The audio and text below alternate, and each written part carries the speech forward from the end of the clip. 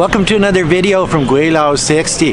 A lot of people have been asking me, Gweilo, what do you eat for breakfast? So today I went to a baozi place and bought one yumi baozi, which is a corn and pork baozi. It's a steamed bun with corn and pork in the middle of it. Leaf just fell beside me. Thought it was a rat. No, it wasn't. And an egg that's soaked in tea, sweet tea, and dojang, jidan and dojang. Dojang is soya milk. So the soya milk comes prepackaged. It's warm. Actually, it's hot today, which is sort of nice.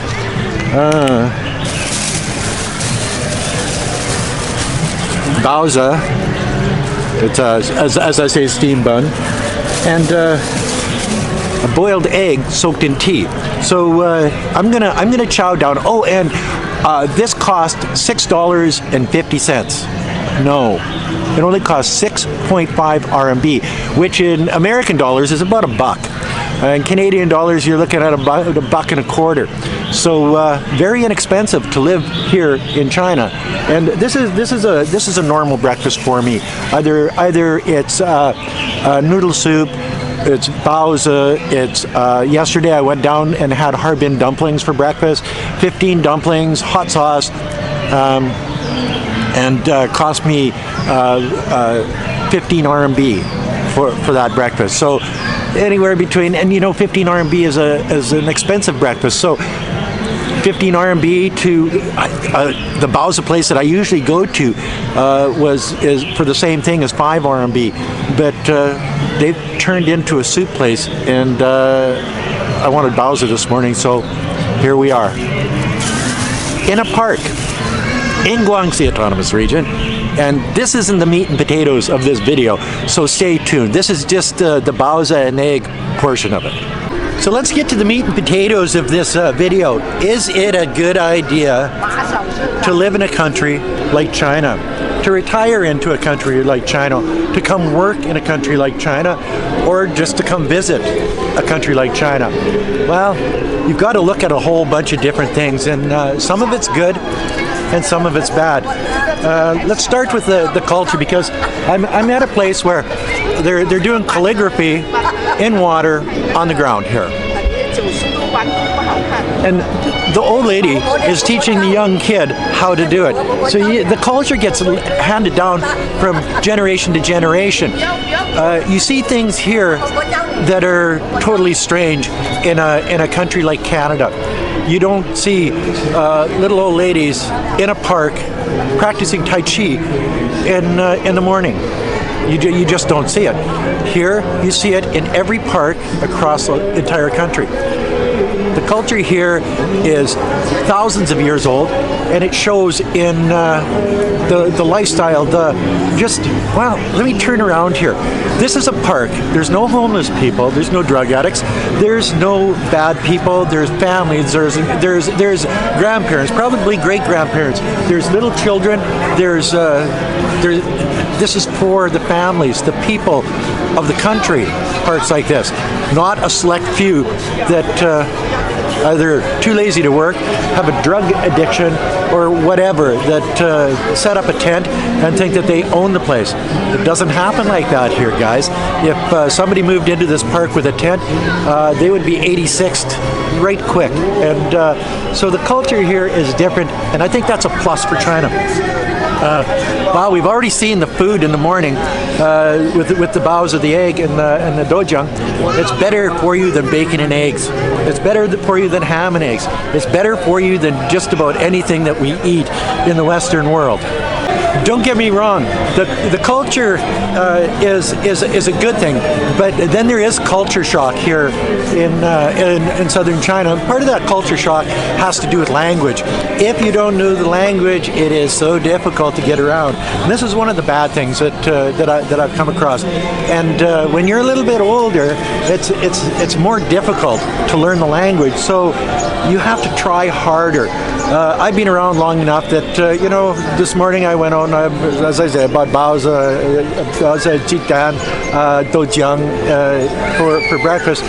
But because I've been doing it over and over and over again, I've learned those things that I need to do to survive in China. I can order a beer. I could order a beer on the first day. And here's another thing. I got to turn the camera on, guys.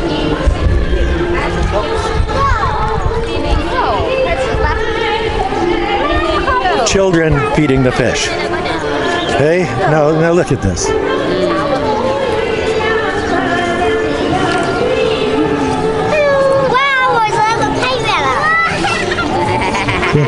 Look at all those little buggers down there looking for something to eat, eh? And look at the little kids. See, they're learning something here.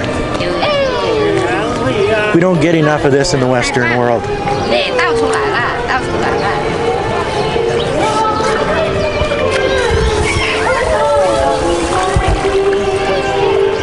Another plus in, well, at least in Nanning, in southern Guangxi Autonomous Region, China, is the weather.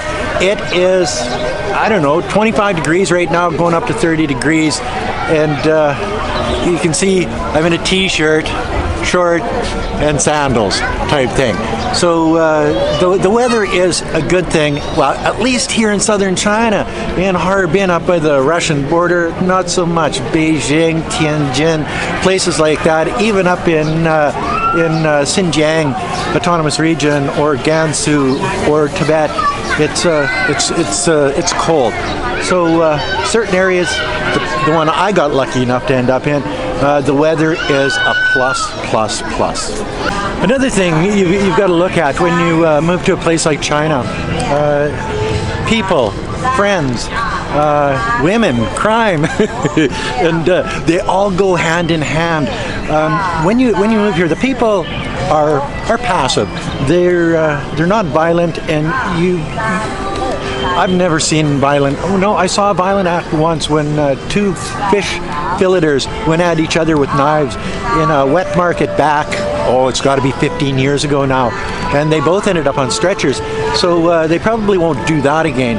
But that's the only time I saw violence here in mainland China in 20 years. Oh yeah. So it's pretty well non-existent because the punishment fits the crime here, unlike in the West where it's just catch and release. So keep that in mind if you ever come to China. Don't break the law because you will be punished severely. And making friends in a place like China can be difficult. I was really lucky because of my YouTube channel, I would meet a lot of people. A lot of people would contact me and say, "Hey, Gweilo, let's go out for a beer. Let's let's meet up. Let's do this." And I met a lot of people through media, Chinese citizens that worked for media that became really good friends of mine, like Xiaobo and Ten Yan, Nicole, Vina. Just a number of different people that I've sort of come to know as my group of friends. And then you've got the Leons and the Garys, the Ronnies, and all of the other people, Anthony and whatever, that sort of live in and around where I live. And it's I gotta get through this, and it's sort of nice to have that Western touch every once in a while because it's nice to speak your local language, your English language every once in a while to people that have English as a first language. It's different because of the culture. The Chinese culture is different, so you don't have the same backgrounds and whatever. So I look at finding friends as sort of a 50-50, either good or bad, because it's more difficult to find friends here. It sort of leaves you sort of lonely at times, sort of an outlier in a community of, with me, between 8 and 9 million people. So you've got to keep that in mind when you come to a place like Nanning. A lot of people say, another thing, a lot of people say China is a polluted shithole. Well, I don't know, guys. I've been living in Nanning. There are places don't get me wrong, when I was in Beijing in 2005, you could hardly see across the street. The air was brown. Now it's a different world there. I've been in places in Guangdong province that are industrial places that it was polluted beyond repair, I thought. Now you go through those same communities and it might not be as nice as Nanning City's parks, but it's a lot better than it used to be. So that's just the people that might have been here years and years ago spouting what they saw, but they have no idea about China today. So pollution is a problem in some places, but it's not a big problem like it used to be. So I would say that's a plus for China, just for the fact that they've come so far in eradicating pollution, you know, through green energy, windmills, solar farms, electric vehicles, electric bikes, electric high-speed trains, you know, all of these things. Each little piece adds a little bit more green to the Chinese world, and then you get backgrounds like I've got here. And let's not forget the cost of living here in China is a fraction of the cost of living in a place like Canada, the UK, the United States, Australia. People here make less money, for sure they do. But you know what? They spend a lot less too. Why? Well, because that's just the way it is here. Economies of scale. When you look at something like breakfast, for instance, you have so many people coming to your door, you don't have to overcharge the few people that might come to your door in a place like Canada. And that brings me to my final little piece of this. Living in a big metropolis city rather than a tropical paradise like say Pattaya or an island in the Philippines, or well, anywhere where you could sort of hang out on a beach, drink a beer, watch girls in bikinis, and all of that. Well, the city is difficult at times, but as the city is difficult, it makes things easier too. You've got good access to healthcare, you've got good access to schools, you've got good access to high-speed trains and subways, and rent an e-bike on the street corner, to, you know, all of the things that come with being in a large community. But then again, as a retired person, it would be really, really nice to be sitting on a beach like in Thailand or in the Philippines or in Malaysia and in Indonesia. They all have really, really nice sort of tourist areas. China sort of fails at that. You get places like Sanya, or you go to Gweilo, or you go to, well, Beihai's not so bad, but they've over-commercialized these places where everything is super, super expensive, everything is money, money, money, and they fail at this one miserably, miserably, miserably. So if you're in a place like China, I think it's better to stay in the cities and get the amenities of the cities rather than looking for those tropical paradises. If you want a tropical paradise, hit some of the Southeast Asian countries because they do it up in spades. Here, not so much. So the language is a bad thing. You're not going to get your tropical paradise here unless you go to someplace like Beihai. But then again, there's not a lot of amenities there, and it's sort of off the beaten path, and there's not a lot of English speaking, so you got the language and the tropical paradise. You've got the pollution getting better. You've got happy people in China. When you take into consideration all of the things discussed in this video, from the food and the cost of that food, to the people, the lack of crime, the innocence of the people, the lack of violence. There's no drug addicts, there's no homeless people. We don't have the social economic problems here that the Western world has, and it shows in places like this park. And it's just a better place to live. But the Western mainstream media would have you believe that it's somehow a bad place and the people who are being oppressed and suppressed, where it's exactly the opposite. I've traveled through and lived in the United States and Canada for a number of years. In Canada more than the United States. I spent about 4.5 years in the United States.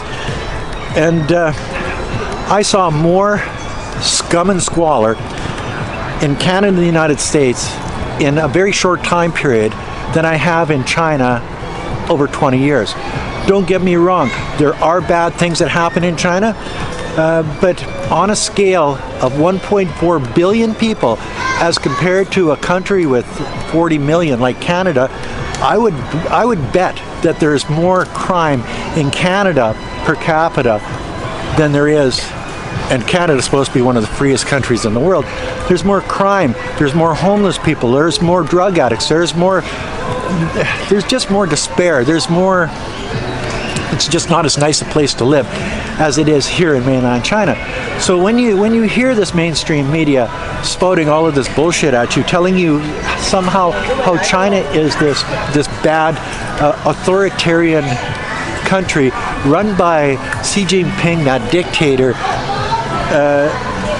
sort of watch other outlets, watch CGTN, watch Al Jazeera, watch Barrett Channel, watch Daniel Dumbrell or Alex Absolute or Jerry Good or Alex from Reporter Find Media or any of the other Chinese YouTubers out there.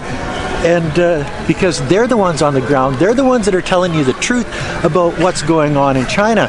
And each one of these people have decided that China is a better place to live than their own country. And they come from a pretty wide variety of places. From the United States, Matt from Gweilo Nation was from the United States. You get Barrett from the UK. You get Alex Absolute for the UK. You get Daniel Dumbrell and Alex from Reporter Find Media are from Canada, like me. So you get a group of people that come from all over the world telling you the same thing, that are living here in mainland China.